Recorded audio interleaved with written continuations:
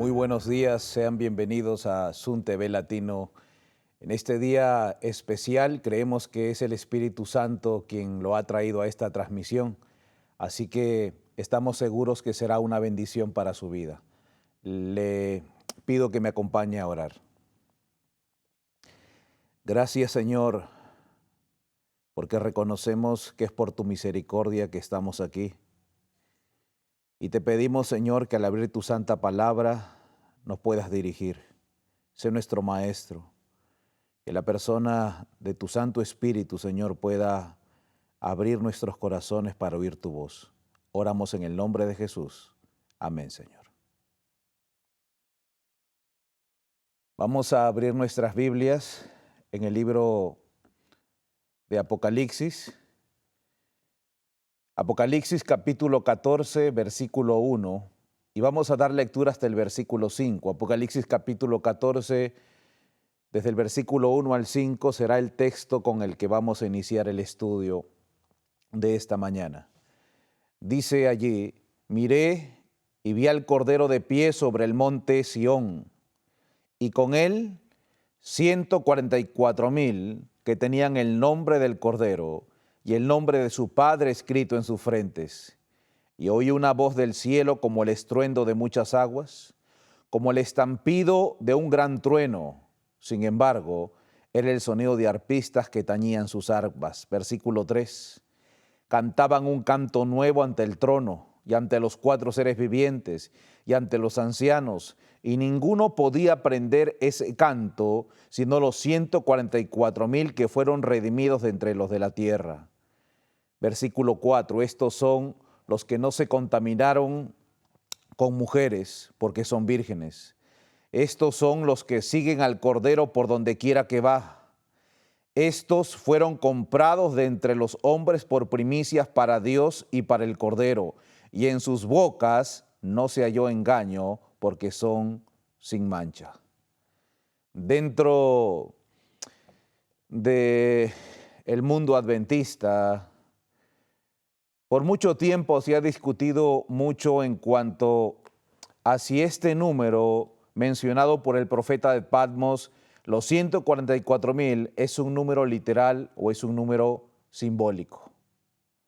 Y hay diferentes posiciones y le han dado importancia en cuanto a si este número tiene que ver con algo literal o algo simbólico, y quizás nos hemos olvidado de la importancia de las características que tiene este número muy especial.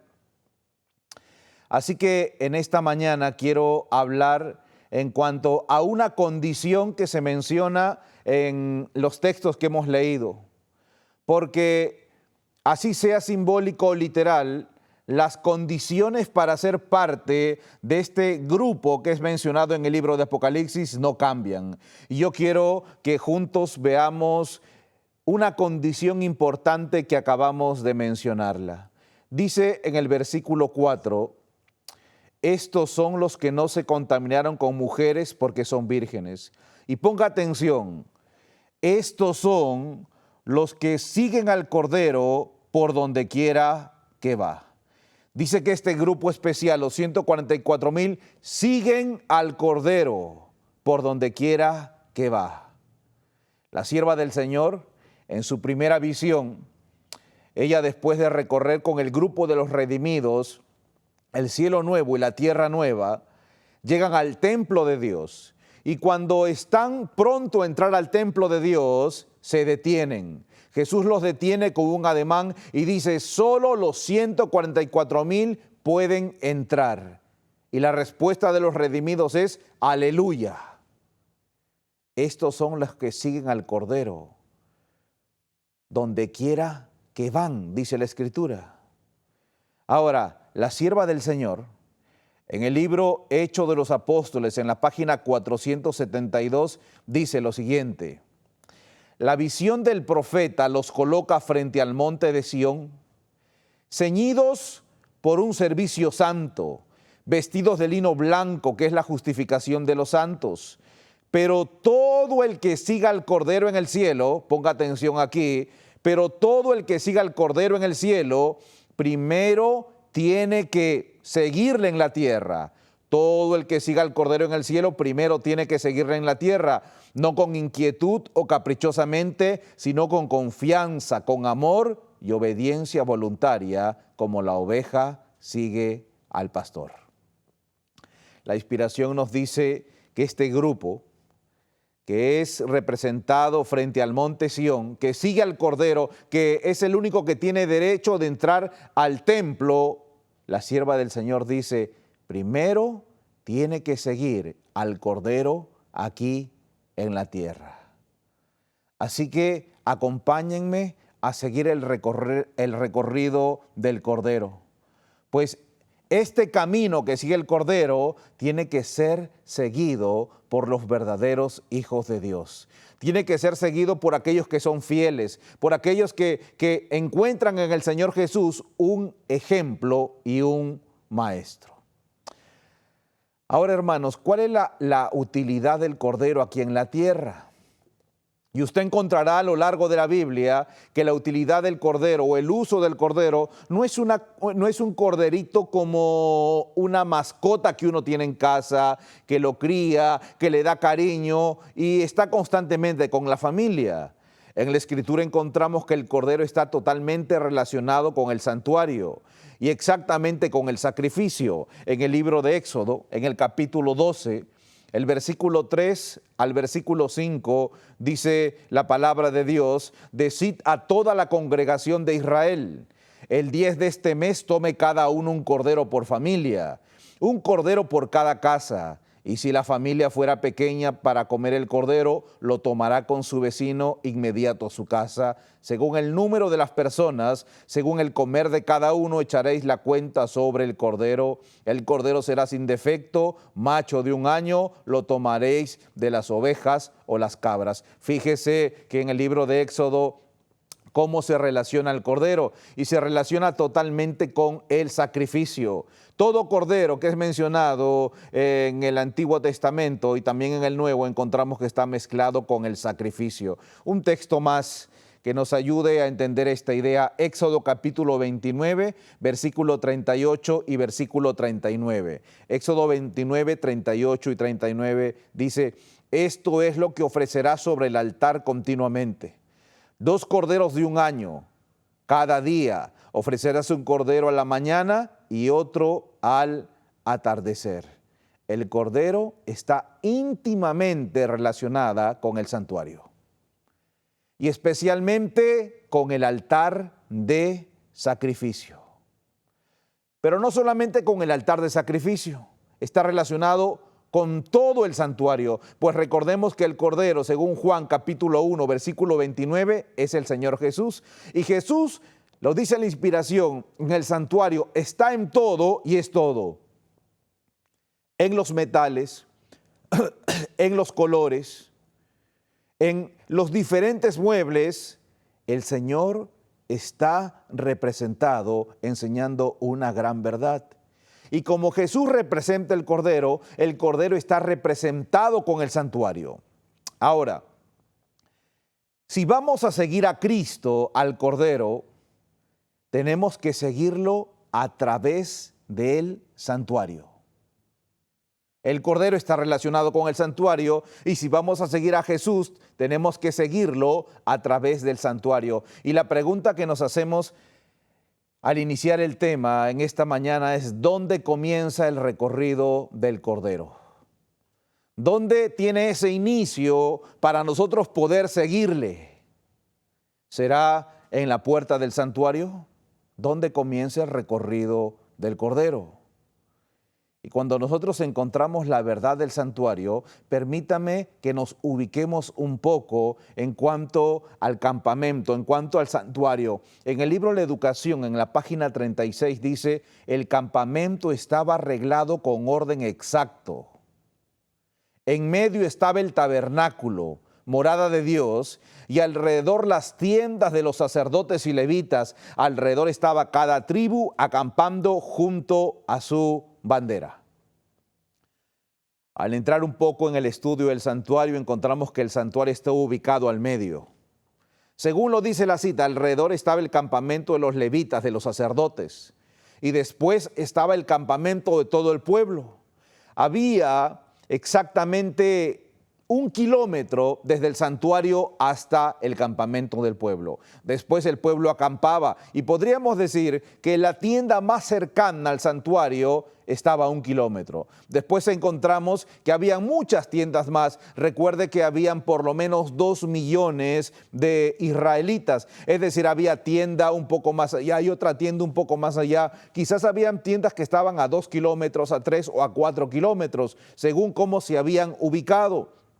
Ahora, ¿dónde iniciaba el recorrido del Cordero? Porque estamos tratando de seguir al Cordero, entender cuál es el camino que Él tiene para poder seguirlo. En el libro de Levítico, capítulo 5, versículos 5 y 6, Levítico capítulo 5, versículos 5 y 6 dice: el que peque en alguna de estas cosas, confesará aquello en que pecó. Y para expiar el pecado que ha cometido, traerá al Eterno un cordero como ofrenda de expiación, y el sacerdote hará expiación por el pecado. Dice la Escritura: el que peque en alguna de estas cosas, traerá. Es decir, que el recorrido del cordero se iniciaba desde el corral que yo tenía en mi casa, donde yo estaba ubicado en mi casa, ya sea si era una tienda cerca al santuario, a 1 kilómetro, o 2 o 3 o 4 kilómetros. La Biblia dice que el que peque debía llevar, traerá, es la expresión. Es decir, que el recorrido del Cordero no iniciaba exactamente en la puerta del santuario, sino desde donde yo lo tenía, desde mi casa, y yo tenía que agarrar el Cordero y empezar a llevarlo. ¿Usted imagina qué decía los vecinos, la gente, el pueblo, cuando una vez más me veían a mí llevando un animal para el sacrificio? ¿Qué es lo que sentía el que llevaba este animal para el sacrificio? Y creo que lo primero que sentía era vergüenza. Lo segundo que podía sentir era tristeza, humillación, porque el pecado, eso es lo que trae, vergüenza, tristeza y humillación. Y el pecador arrepentido, al caminar desde su casa y al cruzar las diferentes casas de sus vecinos del pueblo, sentía vergüenza por su pecado. Eso es lo que trae el pecado. Y por eso usted encuentra que la primera actitud de nuestros primeros padres en el Edén, después de haber pecado, era esconderse, porque el pecado trae vergüenza. Uno de los eventos que nos muestran lo que es un verdadero arrepentimiento es la experiencia del rey Ezequías. Cuando restauró la fiesta de la Pascua, y encontramos en la Biblia que no lo celebra el primer mes según lo indicado, sino lo celebra el segundo mes. Y vamos al libro de Segunda de Crónicas, capítulo 30. Segunda de Crónicas, capítulo 30, versículo 13 al 15. Y dice allí, Segunda de Crónicas 30, 13 al 15. Y se reunió en Jerusalén mucha gente, una vasta reunión para celebrar la fiesta solemne del pan sin levadura en el segundo mes. Quitaron los altares que había en Jerusalén, los altares de incienso, y lo echaron en el torrente Cedrón. Entonces sacrificaron el cordero de la Pascua a los 14 del segundo mes. Los sacerdotes y los levitas se santificaron con vergüenza y trajeron los holocaustos a la casa del Eterno. Dice que se santificaron con vergüenza. Trajeron el sacrificio en arrepentimiento, en humillación. Tenían vergüenza por lo que habían estado haciendo, y ahora, al estar delante de Dios, ese sentimiento era más vivo. El pecador, al salir del pueblo, salía con vergüenza, con tristeza, con pesar. Y por eso el apóstol Pablo dice, Segunda de Corintios, capítulo 7, versículo 9 y versículo 10, ahora me alegro, dice el apóstol, no porque os entristecí, sino porque la tristeza os movió al arrepentimiento, pues os entristecisteis según Dios, para que ninguna pérdida padezcáis por vuestra parte, porque la tristeza piadosa produce un arrepentimiento saludable que no trae pesar, pero la tristeza del mundo produce muerte. Miren cómo el apóstol Pablo dice, yo me alegro, porque cuando yo prediqué ustedes se pusieron tristes, pero esta tristeza los movió al arrepentimiento. Es decir, que el primer paso para seguir al Cordero es tristeza. Un arrepentimiento que produce tristeza en el corazón por lo que hice, por la manera como actué, porque reconozco que fueron mis pecados, mis acciones, mis delitos y mis malos hábitos lo que ha causado la muerte del Cordero. La sierva del Señor en el libro El Camino a Cristo habla del verdadero arrepentimiento. Camino a Cristo, página 23. Y esta es la actitud de un verdadero arrepentimiento. El arrepentimiento, Camino a Cristo, página 23. El arrepentimiento comprende tristeza por el pecado y abandono del mismo. Tanto la Biblia como la inspiración nos dicen que el verdadero arrepentimiento implica un sentimiento profundo de tristeza. Tristeza porque son mis actos los que hicieron que Jesús sea muerto y crucificado en la cruz. El arrepentimiento comprende tristeza por el pecado y abandono del mismo. No renunciamos al pecado a menos que veamos su pecaminosidad.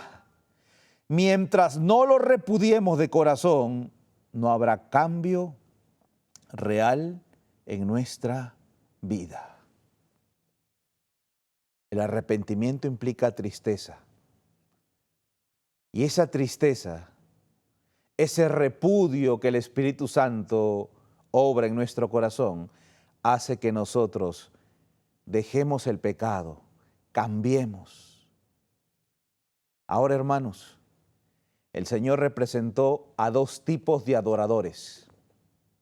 Y Él habló de dos tipos de adoradores y habló de un publicano y de un fariseo. Y encontramos que el publicano apenas puede acercarse al templo, apenas puede levantar el rostro. Está golpeándose el pecho y diciendo, sé propicio a mí, pecador. Porque no se sentía digno, porque entendía que era un pecador, porque el pecado le había traído dolor y tristeza. Por lo contrario está el fariseo, aquel hombre altivo que no se siente pecador. Y le ora a Dios y dice, gracias porque no soy como Él. ¿Qué tipo de adoradores somos nosotros? Cuando nos presentamos delante de Dios, somos de aquellos que no pueden ni siquiera levantar el rostro, de aquellos que se sienten pecadores, que sienten tristeza por sus pecados, por sus faltas diarias. ¿O somos de aquellos que oramos y le decimos gracias, Señor, porque me has bendecido, porque no soy como ellos, porque no soy como el borracho, no soy como aquel adicto, porque no soy como aquel apóstata? El arrepentimiento implica dolor por el pecado. Eso es lo que nos muestra la Escritura. Ahora, hermanos, ese es el primer paso. Si no hemos experimentado ese primer paso, dolor por el pecado, yo creo que aún no hemos iniciado a estar detrás de los pasos del Cordero. Ahora, cuando llegamos al santuario, el pecador entraba con su animal del sacrificio por la puerta del santuario y la primera parte del santuario se llama el atrio.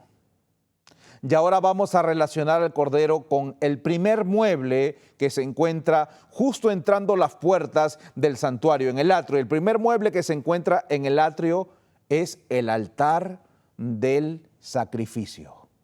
Lo primero es dolor por el pecado, arrepentimiento, tristeza, vergüenza por la manera como he actuado.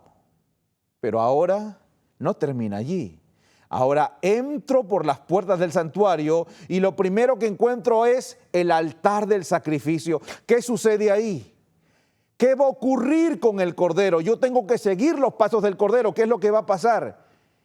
El Cordero experimenta una entrega total. Ahora el Cordero va a entender lo que es la muerte, va a entregar su vida, su cuerpo. Ahora va a entregarlo todo.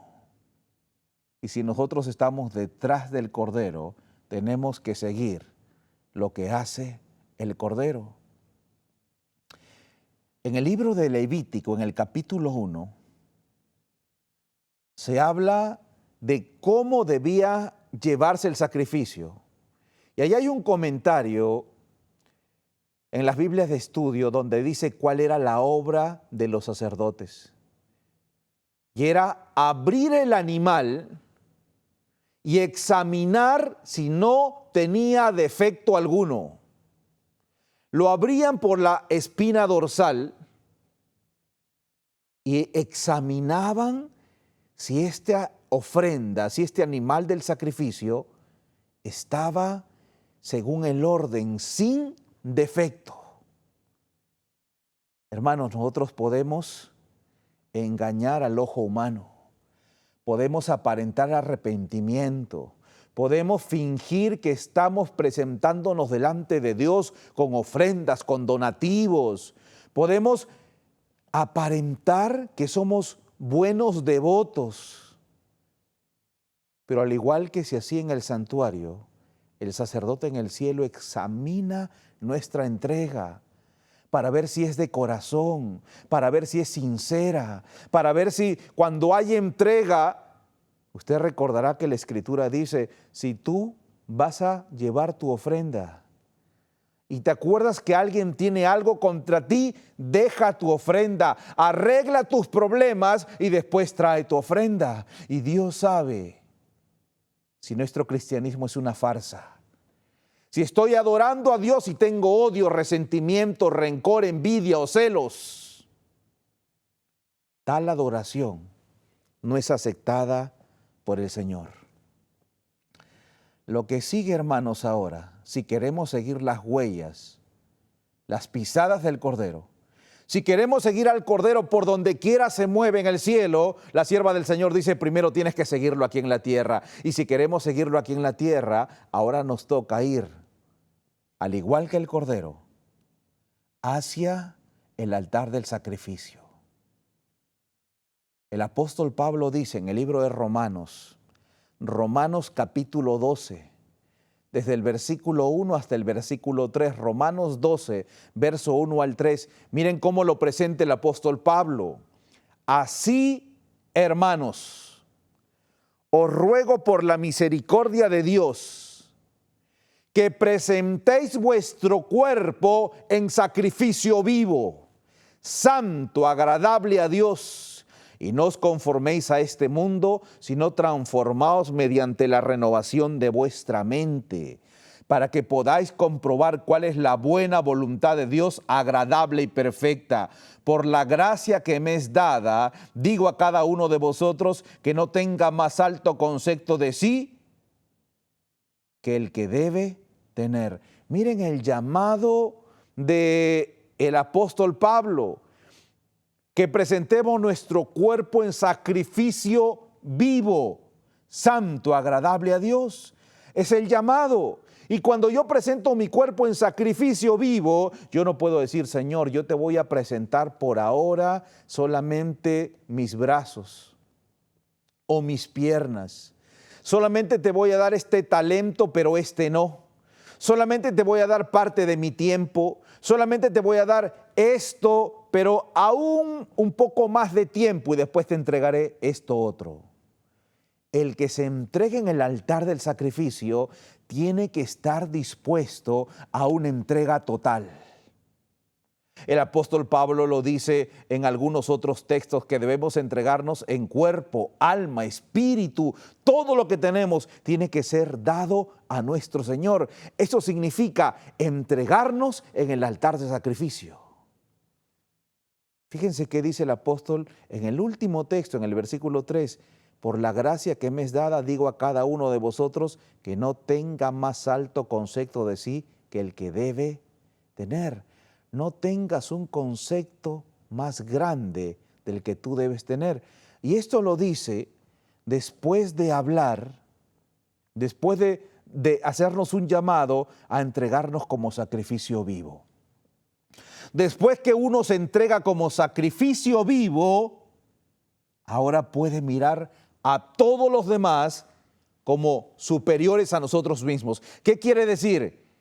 Que mi orgullo está muerto, que mi suficiencia propia está muerta, que la manera o el concepto que yo tenía de mí, que mis títulos, que todo lo que tengo, ahora lo tengo por nada. Ahora sigo el ejemplo del Cordero. ¿Y qué significa tener un concepto más alto de los demás? Miren el ejemplo de Cristo. Filipenses capítulo 2, versículo 5. Filipenses capítulo 2, versículo 5, y vamos a dar lectura hasta el 7.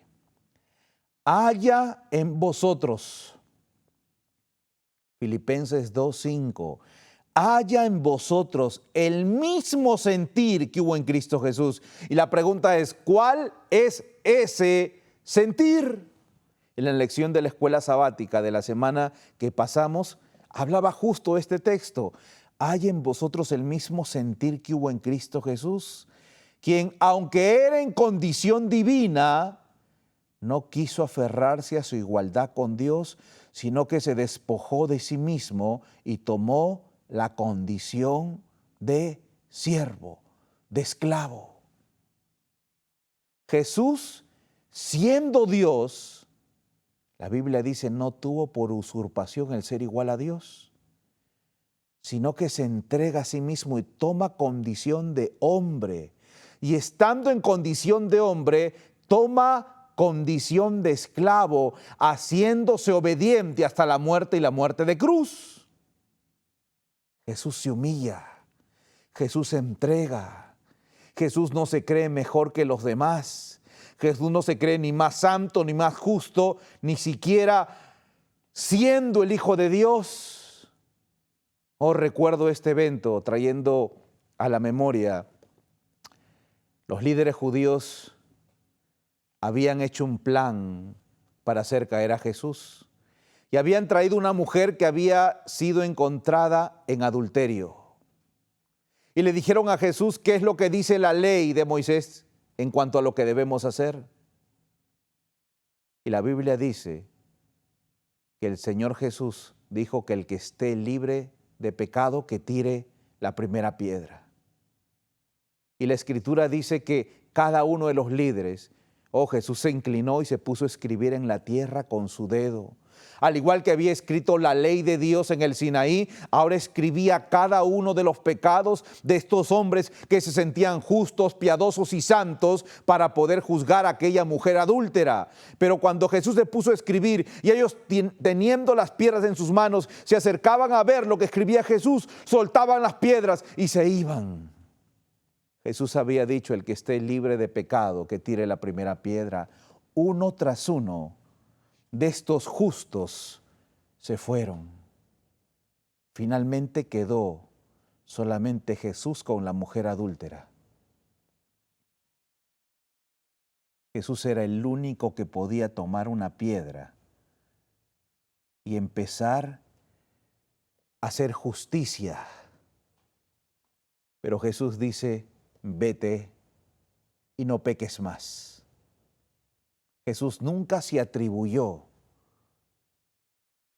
una santidad farisaica que hoy la vemos muy a menudo, muy de moda. Se le dice a veces, así como en el mundo virtual, hay a este grupo de personas que se le llama los odiadores, en inglés le dicen los haters, que están siempre mirando qué se hace mal. Y en las redes sociales es muy fácil escribir comentarios negativos, decir en esto te equivocaste, esto no está bien, y detrás de un teclado poder escribir y juzgar y criticar y presumir de santidad. Oh hermanos, Dios tenga misericordia de nosotros.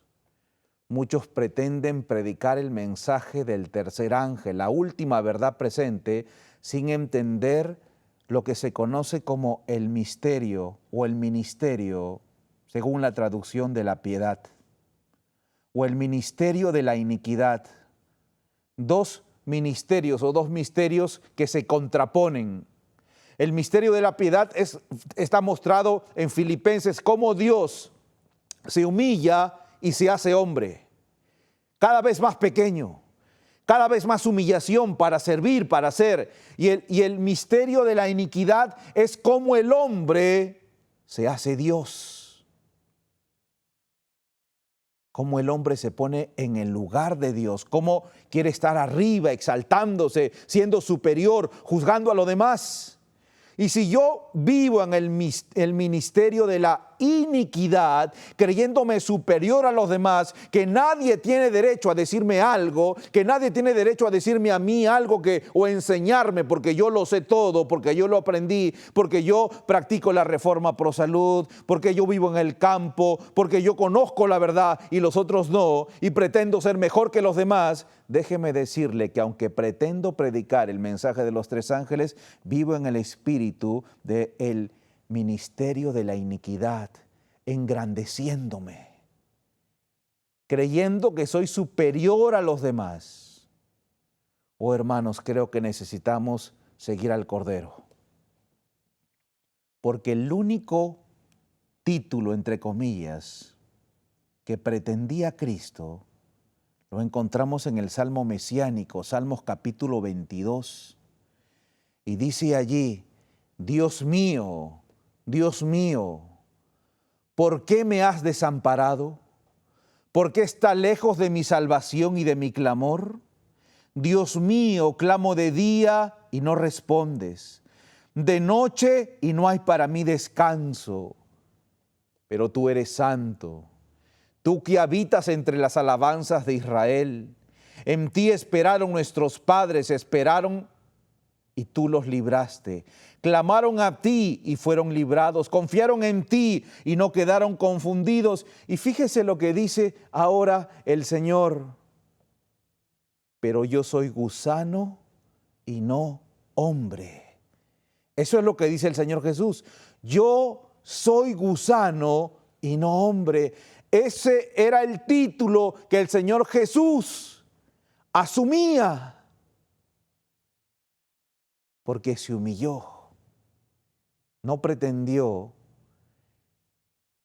quedarse en las alturas, se humilló por nosotros. Seguir al Cordero, hermanos, significa entrar al atrio. Seguir al Cordero significa pasar por el altar del sacrificio. Es entregarlo todo. Es entregar mi orgullo. Por eso Cristo dijo, si quieres ser mi discípulo, niégate a ti mismo. Toma tu cruz cada día y sígueme. Significa ser un buen esposo. Y aunque a veces la esposa no te da el respeto que tú requieres, tratarla con amor y viceversa. Y si a veces a las esposas el esposo no le da la atención y el amor que requieren, responder como lo hizo Cristo, con oración, con perdón, con misericordia. Aún dentro de nuestro pueblo, si hay algunos hermanos que nos tratan mal, que nos desprecian, que se oponen a la obra que hacemos, tener la misma oración que hizo el Señor Jesús. Eso significa entrega total de la voluntad de uno mismo, muerte al yo, una vida nueva, una vida distinta. Por eso el apóstol Pablo se atrevió a decir en Gálatas 2:20, con Cristo estoy juntamente crucificado, porque la cruz era un instrumento de muerte. usted ve en la experiencia del apóstol Pablo lo mismo que estamos hablando. Dolor por el pecado, un encuentro con el Señor Jesús en el camino a Damasco y después una entrega total. Me conmueve el registro bíblico cuando el Señor Jesús llamaba a sus discípulos y decía la Biblia que cada vez que llamaba a sus discípulos, la Biblia dice, y dejándolo todo, le siguieron. Dios me ayuda a seguir su ejemplo. Quisiera seguir ese ejemplo. Usted puede encontrar en los registros bíblicos la vida de los cristianos que dejaron de vivir en medio del mundo normal para vivir en un mundo donde no veían la luz del sol, donde la humedad de la tierra los cubría en las catacumbas, dejándolo todo. Dice la Escritura.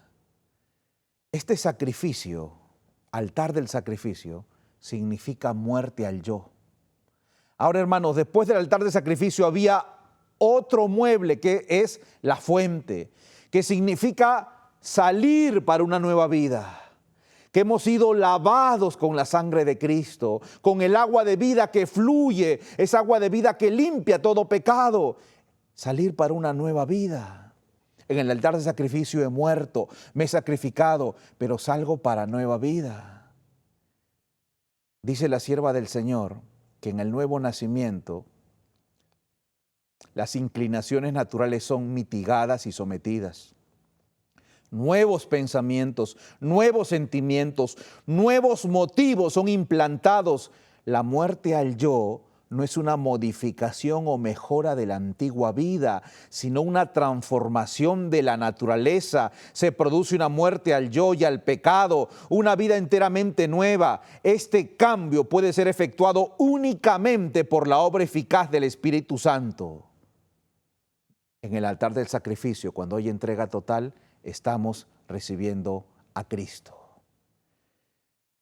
La mente es cambiada, Palabras de Vida del Gran Maestro, página 71. La mente es cambiada, las facultades son despertadas para obrar en nuevas direcciones. El hombre no es dotado de nuevas facultades, sino que las facultades que tiene son santificadas. La conciencia se despierta. Somos dotados de rasgos de carácter que nos capacitan para servir a Dios. Es decir, que cuando yo me entrego de manera total, esa entrega total en el altar del sacrificio me capacita para poder servir a Dios. Cuando no hay entrega completa, estoy incapacitado para servir a Dios.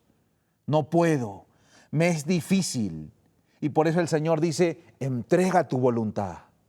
Entregar la voluntad es decir, ya no voy a seguir mis planes, mis aspiraciones, mis metas, mis sueños. Toma, Señor, tú hazlo. Tú sabes que es mejor. Y la sierva del Señor dice que la entrega de la voluntad está ejemplificada o simbolizada con lo que dijo Cristo, cortar el brazo o quitarse el ojo. Porque ciertamente será muy difícil y muy doloroso, pero nos capacita para ser verdaderos cristianos. Ahora, hermanos, con el tiempo que nos queda, entramos al tabernáculo, y en el tabernáculo está dividido en dos partes, el lugar santo y el lugar santísimo. Y dentro del tabernáculo, los primeros tres muebles en el lugar santo son la mesa del pan de la proposición. Encontramos el candelabro y encontramos el altar del incienso, y cada uno tiene un significado peculiar. Cuando usted vino desde el pueblo y sufrió vergüenza, dolor por el pecado, ha llegado hasta el altar del sacrificio y usted entregó todo al Señor. Usted ha muerto al yo, su ego ha muerto. Puede decir como Pablo, con Cristo estoy juntamente crucificado. Ahora sale a una nueva vida. Al entrar al lugar santo encuentra el pan, que es la Escritura, de la que vamos a depender todos los días, la santa palabra de Dios. Conságrate a Dios cada mañana, haz de esto tu primer trabajo. La palabra de Dios será nuestra guía, nuestra fuente de poder. Repetiremos sus líneas, sus textos, sus capítulos. Será nuestra fuente para vencer cada vez que el diablo nos quiera tentar. Vamos a decir, escrito está, el pan del lugar santo. No es el único mueble, está el altar del incienso, que representa las oraciones de los santos. Ahora que tenemos una nueva vida, vamos a vivir orando sin cesar, orando en todo tiempo. Dedicaremos tiempo a la oración, como dice la palabra de Dios, Daniel capítulo 6, versículo 10, que Daniel oraba por lo menos 3 veces al día. Ahora, no es necesario ponernos de rodillas para orar. Usted puede orar caminando, usted puede orar en este mismo momento. Decirle al Señor, ayúdame. Una vida que depende de la oración. Utilizamos la llave que abre los recursos del cielo. Y hay otro mueble más, el candelabro, donde encontramos la luz y el aceite, que es el Espíritu Santo, porque ahora vamos a dar testimonio por la obra del Espíritu Santo. El Señor Jesús dijo, así alumbre vuestra luz delante de los hombres, para que vean vuestras buenas obras. Ahora vamos a brillar como el candelabro brillaba, con las obras del Espíritu Santo obrando en nuestra vida. Por la gracia de Dios y nuestros propios y diligentes esfuerzos, podemos ser luz en el mundo. Se sigue el ejemplo de Jesús. Vamos rápidamente a entrar al lugar santísimo. No todos los días entraba al lugar santísimo. Bueno, eso es parte de otro estudio. Porque ahora la sangre del sacrificio, una vez al año, entra al lugar santísimo. Y en el lugar santísimo encontramos el arca del pacto. Y dentro del arca del pacto está la ley, está la vara de Aarón, está el maná. Y tiene una tapa el arca del pacto que se llama el propiciatorio, que es donde el pecador puede acercarse, donde puede obtener perdón. Y hay una manifestación en el lugar santísimo, la Shekinah, que es la gloria visible de Dios. Y por medio de su sangre el cordero entra hasta ese lugar. El animal del sacrificio entra hasta ese lugar. Por medio de su sangre, la vida está en su sangre. Encontramos la ley. Y hermanos, esto es muy significativo porque encontramos la ley, el sábado, el juicio, la reforma pro salud, la verdadera educación, verdades muy significativas e importantes para el pueblo de Dios. Los que siguen al Cordero tienen que entender la importancia que significa entrar y permanecer en el lugar santísimo. Entrar y permanecer. Quiero leer algunas citas de lo importante que es entrar en el lugar santísimo. Primeros Escritos, página 254. Cuando cesó el ministerio de Jesús en el lugar santo y pasó al Santísimo para estar de pie delante del arca que contenía la ley de Dios, envió otro poderoso ángel con un tercer mensaje para el mundo. Un pergamino fue puesto en la mano del ángel y mientras descendía a la tierra con poder y majestad, proclamaba una terrible amonestación, acompañada de las más tremendas amenazas que jamás se dirigieron contra el hombre. Tenía por objeto aquel mensaje poner en guardia a los hijos de Dios, revelándoles la hora de la tentación y angustia que los aguardaba. Dijo el ángel, tendrán que combatir tesoneramente contra la bestia y contra su imagen. Al entrar al lugar santísimo, hermanos y hermanas, entendemos la más terrible amenaza que Dios le dio a los seres mortales. Entendemos que ahora el pueblo de Dios tiene que luchar contra la bestia y contra su imagen. El pueblo adventista no se quedó en el lugar santo.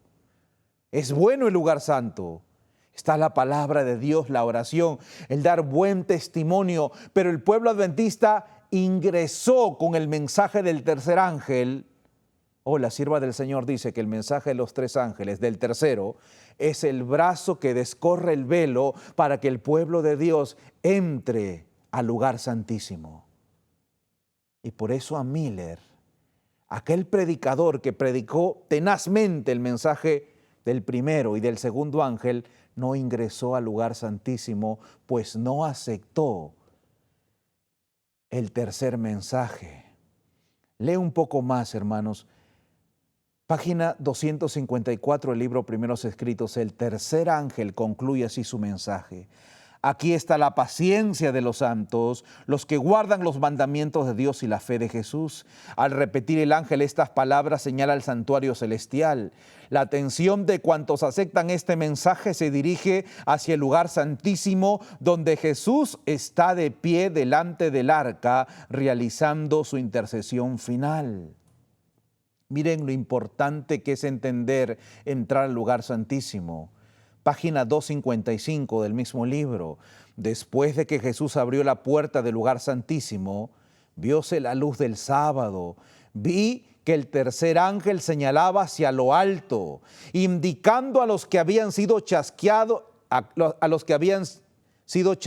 el camino al lugar santísimo del santuario celestial. Los que por fe entraban al lugar santísimo hallaban a Jesús y resurgían en ellos la esperanza y el júbilo. El tercer ángel había esclarecido el pasado, el presente y el porvenir. Y ellos sabían que en efecto Dios los había guiado con su misteriosa providencia. Hermanos, el mensaje del tercer ángel es el que puede esclarecer nuestro pasado, de dónde venimos, quiénes somos, cuáles son nuestras raíces proféticas, quiénes somos como pueblo peculiar, pueblo de Dios. Puede esclarecer nuestro presente para ponernos de parte de Dios en este tiempo crucial y puede abrirnos paso en el futuro, en el porvenir. Cuánta necesidad tenemos de no quedarnos solamente en el lugar santo, sino ingresar por fe al lugar santísimo. El pueblo adventista ingresa con el Cordero hacia el lugar santísimo. En la página 257 del libro Primeros Escritos, estos mensajes me fueron presentados como un áncora, como un ancla fuerte para el pueblo de Dios. Quienes los comprendan y acepten, quedarán libres de verse arrastrados por los muchos engaños de Satanás. Quienes comprenden el mensaje del primero, del segundo y del tercer ángel, tienen una ancla para no ser arrastrados por los peligros y los engaños que Satanás está levantando. Es necesario, hermanos y hermanas, que entendamos el precioso mensaje que el Señor nos ha dado. Temed a Dios, dadle gloria, adorad al Creador, porque la hora de su juicio ha llegado. Es necesario también que juntemos con el mensaje la denuncia a Babilonia. Caída es la gran Babilonia. Y es necesario incluir dentro del mensaje el tercero, si alguno adora a la bestia y a su imagen. Este mensaje nos abre el camino al Santísimo. Y por eso, hermanos, el diablo odia tanto este mensaje y ha tratado de destruirlo. La sierva del Señor dice que quienes navegan en la corriente del mundo no tienen necesidad de ancla, de velo ni de remo, porque están siguiendo la corriente del mundo. Los adventistas del séptimo día que siguen la corriente de la influencia del mundo, de la influencia evangélica, de nuevas teologías, no quieren un ancla que los detenga. Se sienten bien de ir tras esa corriente. El diablo odia el mensaje de los tres ángeles, porque sabe que es el mensaje que abre nuestra visión, nuestro panorama profético, nos hace entender quiénes somos y qué es lo que debemos hacer, de qué lugar nos debemos poner en esta última fase de la historia de este mundo. La sierva del Señor en el libro Evangelismo, página 171, dice: Satanás ha ideado un estado de cosas por el cual la proclamación del mensaje del tercer ángel será detenido. Debemos precavernos de sus planes y métodos. No debe suavizarse el tono de la verdad. No debe disimularse el mensaje para este tiempo. El mensaje del tercer ángel debe ser fortalecido y confirmado. No nos queda tiempo, hermanos. Usted vaya y léalo. Libro Primeros Escritos, página de la 54 a la 56. Y usted puede ver cómo se corre el peligro de quedarse a vivir solamente en el lugar santo y no seguir al Cordero hasta el lugar santísimo. El pueblo adventista es un pueblo que no se queda en el lugar santo, sino que entra hasta el lugar santísimo, atiende y recibe el triple mensaje. Y ese triple mensaje es el brazo que descorre el velo y entra al lugar santísimo. Entiende el mensaje de la ley, del sábado, del santuario, de la hora del juicio. Entiende que hay que denunciar a la bestia de su imagen. También entiende, porque está frente al propiciatorio, el poder de la sangre de Cristo, el mensaje de la justicia del Señor Jesús. Ese es el pueblo adventista. Ahora, hermanos, en el libro Primeros Escritos dice que hay muchos que entraron hasta el lugar santísimo y sorpréndase, porque dice la sierva del Señor de que se regresaron del lugar santísimo, se fueron para atrás a recibir una influencia que no era de Dios. Y yo me atrevo a decir que el que sale del lugar santísimo, aquel que siguió al Cordero por donde quiera que va aquí en la tierra, y que entró por el atrio, que experimentó la entrega total en el altar de sacrificio, que salió para nueva vida, no es suficiente.